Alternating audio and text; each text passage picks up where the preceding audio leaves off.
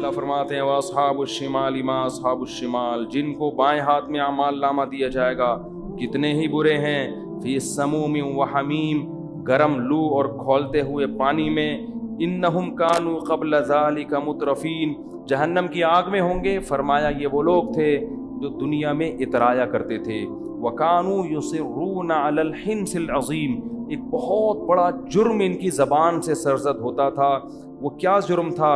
یہ کہتے تھے أَإِذَا مِتْنَا وَكُنَّا تُرَابًا وَعِظَامًا أَإِنَّا لَمَبْعُوثُونَ۔ جب بھی میں آیت پڑھتا ہوں مجھے لمس یونیورسٹی کے پروفیسر، ان کے اسٹوڈنٹس، اقرا یونیورسٹی کے پروفیسر، ان کے اسٹوڈنٹس، کراچی یونیورسٹی کے پروفیسر اور ان کے اسٹوڈنٹس، بحریہ یونیورسٹی کے پروفیسر، ان کے اسٹوڈنٹس یاد آتے ہیں، جن میں ایتھیزم اور مذہب کی بغاوت بہت اسپیڈ کے ساتھ پھیل رہی ہے، جو سائنسدانوں سے کچھ ضرورت سے زیادہ متاثر ہو گیا تھا، جو یہ سمجھتا تھا کہ لائف اسٹائل بھی ان کو ان کا باپ ڈاروین سمجھائے گا کہ ہم کیوں پیدا ہوئے ہیں، یا اللہ ہے یا نہیں ہے، ہم نے خدا کی عبادت کرنی ہے کہ نہیں کرنی، سمجھ رہے ہیں کہ نہیں سمجھ رہے؟ وہ یہ سمجھتے تھے ہر چیز میں ہمارے باپ کون ہیں؟ سائنٹسٹ ہیں۔ یہ ایجوکیشن سے اتنا متاثر ہو گئے تھے۔ قرآن کہتا ہے یہ بہت بڑا جرم کرتے تھے۔ وہ جرم کیا ہے؟ یہ کہتے تھے اِذَا مِتْنَا، بھلا جب ہم مر جائیں گے، وَكُنَّا تُرَابًا، ہم مٹی ہو جائیں گے، وَعِظَامًا، جب ہڈیاں ہو جائیں گے، اِنَّا لَمَبْعُوثُونَ، تو سائنس تو کہتی ہے کہ پھر دوبارہ زندگی کا امکان ممکن، بولو نہیں۔ مشاہدہ بھی یہ کہتا ہے، سائنس دو چیزوں پر، بھائی لیبارٹری ٹیسٹ سے ثابت ہو جائے یا مشاہدہ ہو جائے، ان دو کے علاوہ اور کوئی دلیل کو سائنس بولو نہیں مانتا۔ کہہ رہے ہیں اٹ ازنٹ پاسبل، یہ ممکن نہیں ہے کہ آپ مر کے ختم ہو جاؤ اور دوبارہ یہ عمل ریورس، یہ نہیں ہو سکتا۔ اللہ فرماتے ہیں یہ اتنا بڑا جرم کرتے تھے کہ جب ان کو پیغمبر کی دعوت پہنچی، پیغمبر کی بات اور ہمارا کلام پہنچا کہ مر کے مٹی ہو گئے، ختم نہیں ہو جاتے، ایک دن دوبارہ تمہارا رب زندہ کرے گا، تو یہ کہتے تھے اِذَا مِتْنَا إِنَّ هَذَا لَشَيْءٌ عُجَابٌ، کبھی کہتے تھے یہ بات کھوپڑی میں آنے والی نہیں ہے، یہ مولویوں کی بنائی ہوئی باتیں ہیں۔ پہلے تو یہ کہتے تھے ساحر، جادوگر ہے، عجیب عجیب باتیں کر رہا ہے۔ کبھی کہتے تھے کہ ان هذا لشیء یراد، ان کا مفاد ہے، اصل میں پیسے ملتے ہیں ان کو ایسی باتوں پہ، مفاد ہے، ان کی دکانیں چل رہی ہیں مولویوں کی، کیونکہ اگر یہ کہیں گے کہ مر کے ختم، کوئی حساب نہیں ہے، تو پھر کوئی مسجدوں میں آئے گا؟ بولو بھائی کیا ہو گیا؟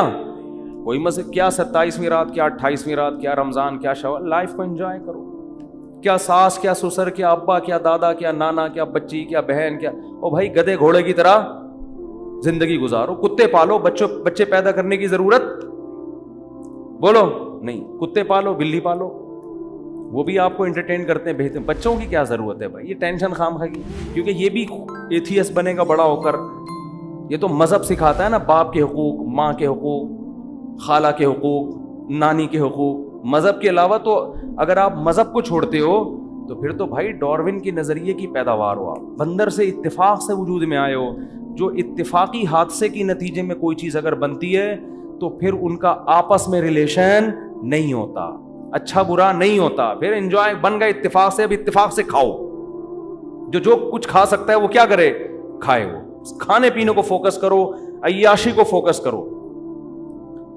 تو قرآن کہتا ہے یہ کہا کرتے تھے اِذَا مِتْنَا وَكُنَّا تُرَابًا وَعِظَامًا، بھائی یہ کھوپڑی میں آنے والی باتیں نہیں ہیں، مر کے گل سڑ کے ختم، ایک نیچرل پروسیس ہے، مریں گے تو یہ ہوگا، تو نیچرل پروسیس کے تحت مر کے ختم ہونا تو ہے، پیدا ہونا یہ سمجھ میں نہیں آتا۔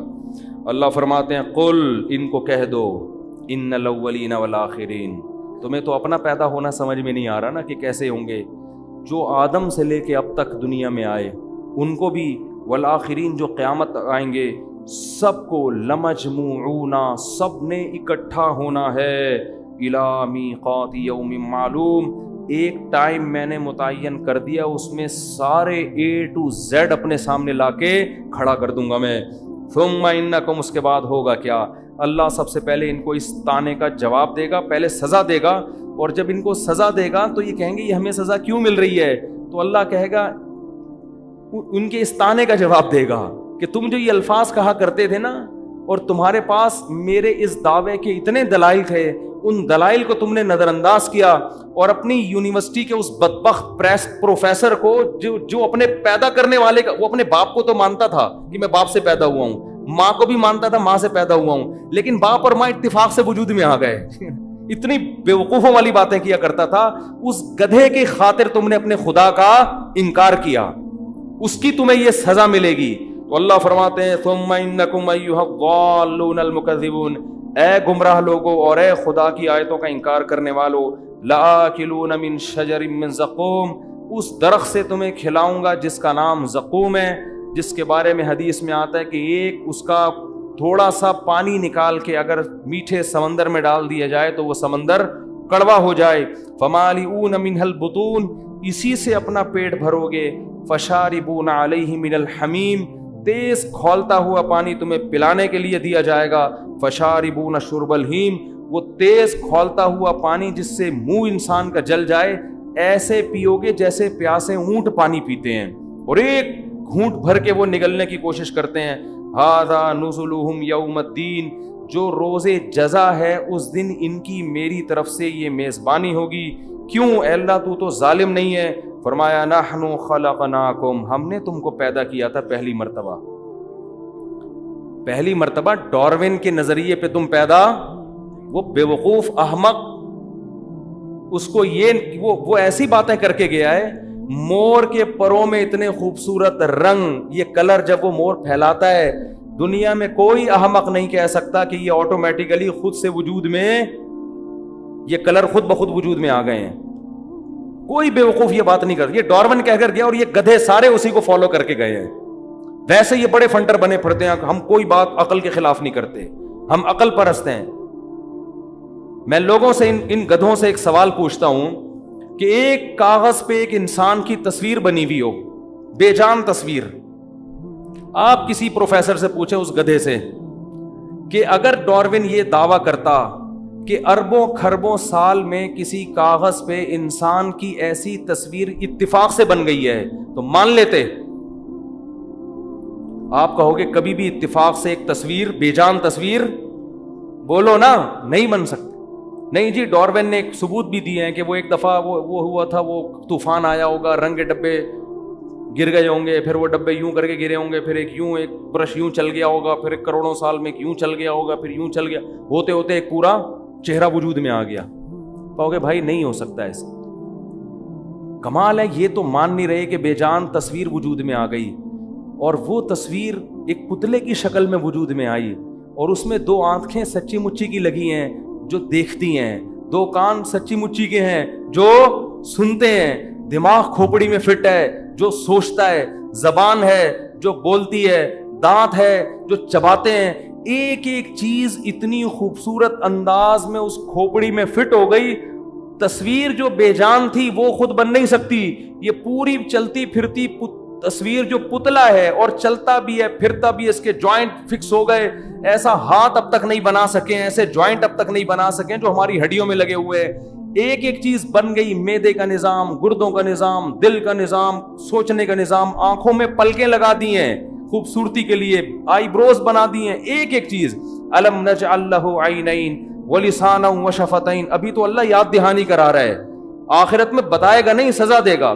الم نجعل لہ عینین, اللہ کہتے ہیں کیا میں نے تیری کھوپڑی میں 2 آنکھیں نہیں لگائی ہیں؟ یہ خود بخود لگ گئی ہیں. خود سے لگی ہوتی تو کھوپڑی میں جا کے کیوں لگی ہیں بھائی, گھٹنے میں کیوں نہیں لگ گئی ہیں جا کے, اور 2 کیوں لگی ہیں, 1 کیوں نہیں لگی؟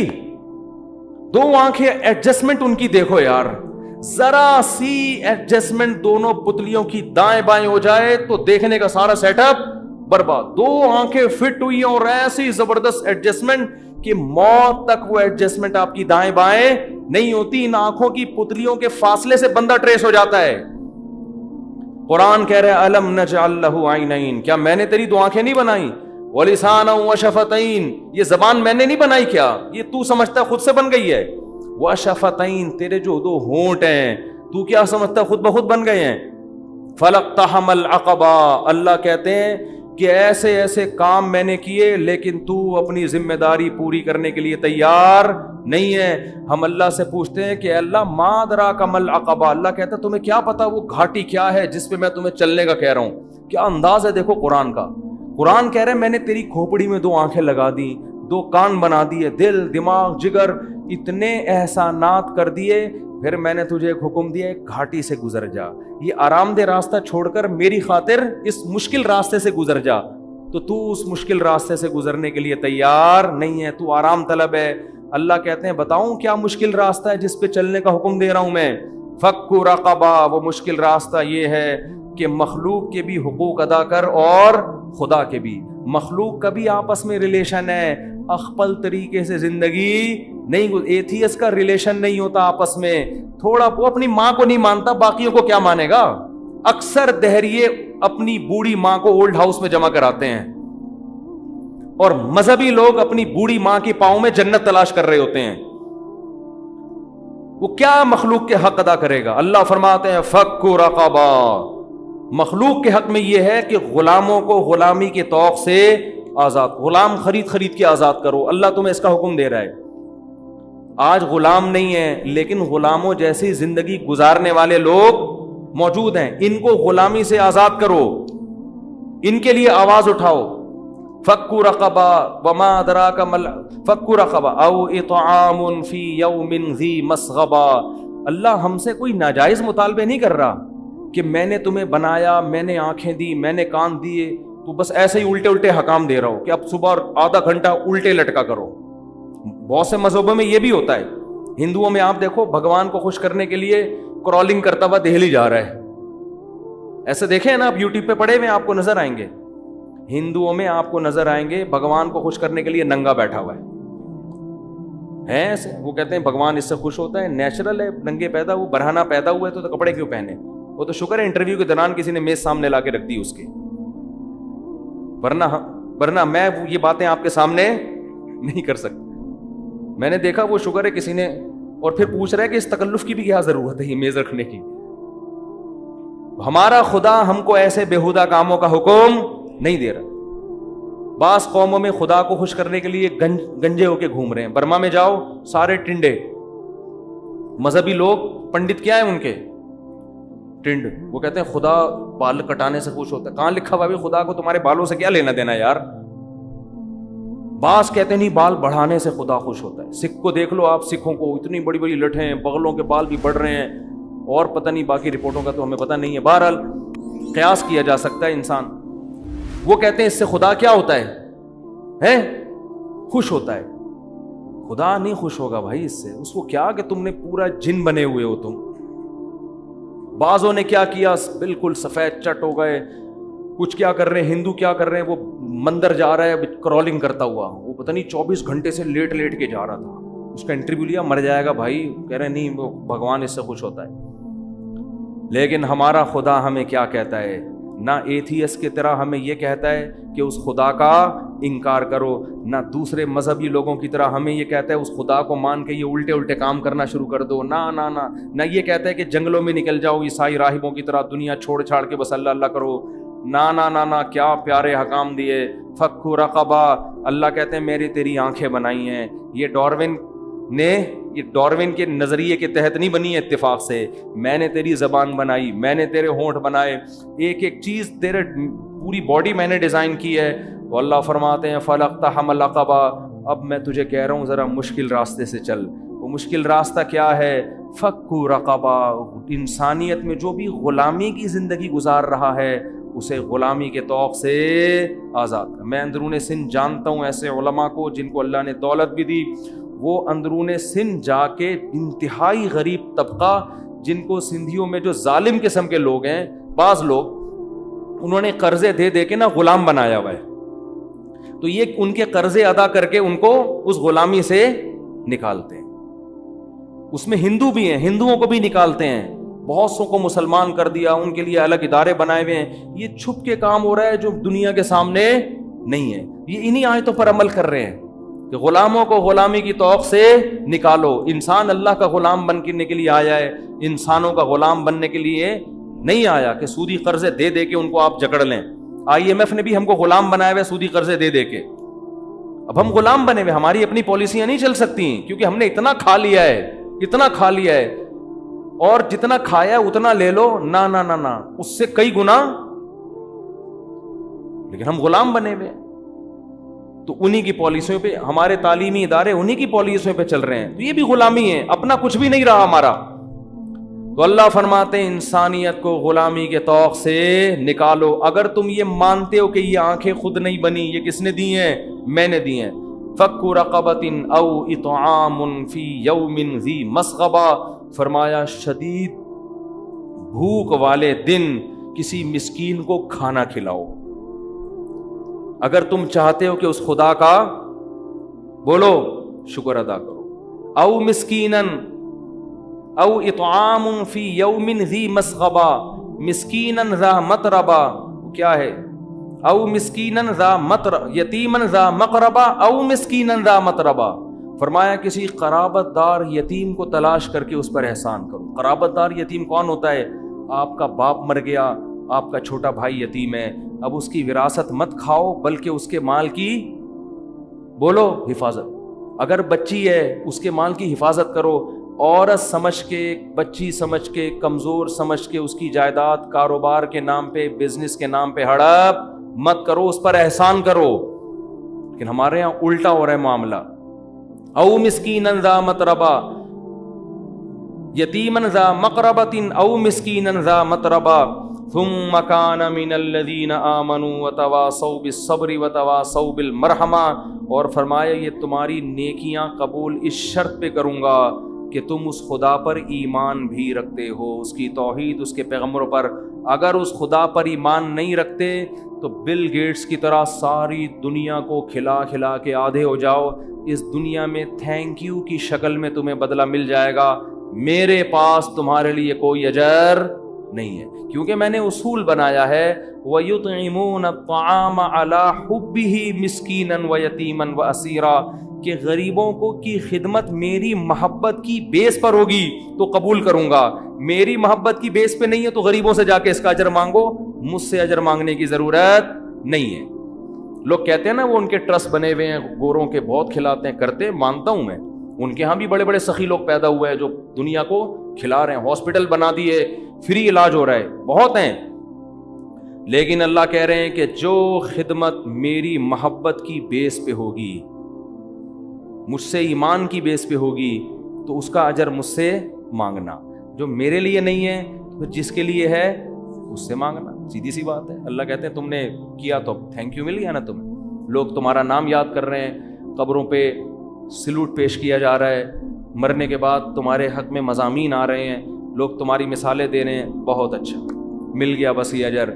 مجھ سے امیدیں بولو بھائی نہیں لگانا. تو قرآن کیا کہتا ہے کہ نحن خلقناکم, ہم نے بنایا تھا تم کو, فلولا تصدقون, تم میری آیتوں کی تصدیق کیوں نہیں کرتے تھے, میری آیتوں کی تصدیق کیوں نہیں, یعنی کیوں نہیں مانتے تھے میرے کہنے سے کہ مر کے ہم زندہ ہو جائیں گے, تو اس میں تمہیں تعجب کی کیا بات تھی؟ پہلی